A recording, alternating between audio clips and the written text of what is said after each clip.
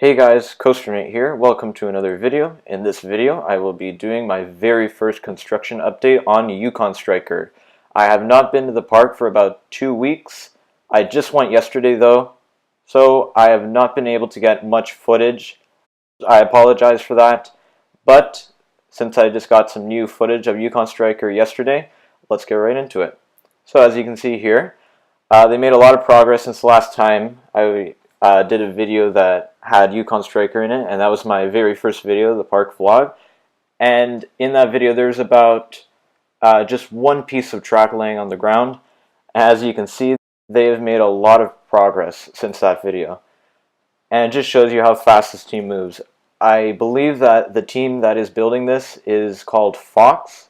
Apparently they have a very good track record with making roller coasters. As you can see, they've installed all of this track here. They also installed some in the tunnel, which I have in my other vlog.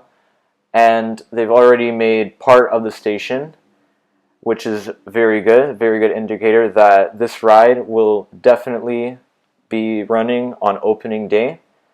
So, as you can see, they have the brake run installed. Part of the station they still need to attach. And they've already started the lift hill.